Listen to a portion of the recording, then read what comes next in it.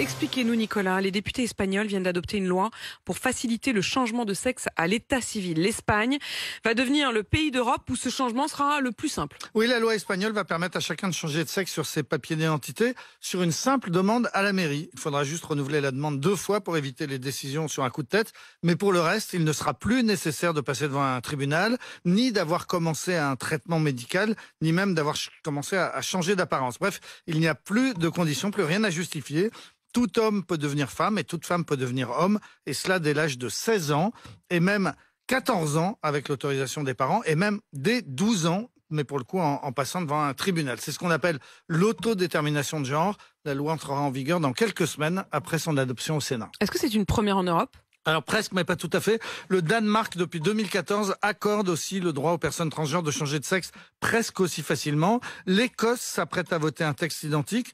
Jusqu'à présent, la loi britannique permettait de changer de sexe en fournissant un certificat médical pour attester de ce qu'on appelle une dysphorie de genre, c'est-à-dire une souffrance liée au fait de ne pas se sentir dans son genre officiel. En Écosse, donc, cette obligation va disparaître. Une simple déclaration permettra d'obtenir un nouveau certificat de naissance. Cette loi ne fait pas l'unanimité.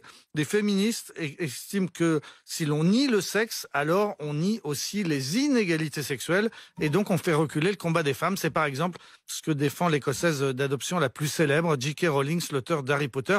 Et en Espagne, il y a exactement le même débat très vif. En France, que dit la loi ? Alors en France, on peut changer de prénom et de sexe, mais à plusieurs conditions. La première, c'est qu'il faut être majeur. La seconde, c'est qu'il faut prouver que son genre officiel ne correspond pas à sa réalité.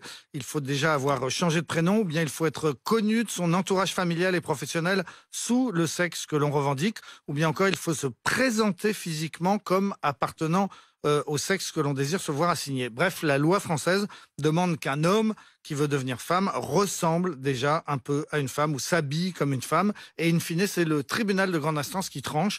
En revanche, depuis 2016, il n'est plus nécessaire d'avoir commencé un traitement médical ou un traitement hormonal. Ces traitements qui, eux, sont accessibles à tous, y compris aux mineurs. Voilà, c'est le paradoxe. La loi encadre le changement d'état civil, mais elle n'encadre pas le changement de sexe physique.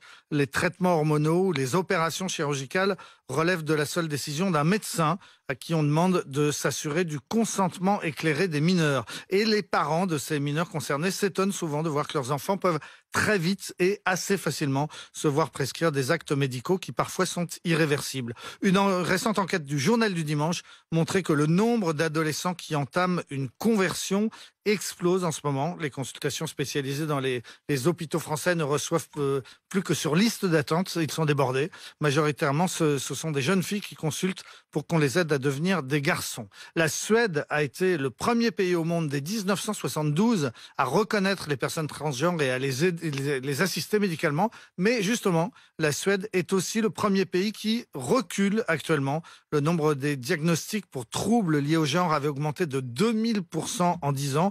Et finalement, donc, le pays a décidé désormais de ne plus accorder de traitements hormonaux aux mineurs.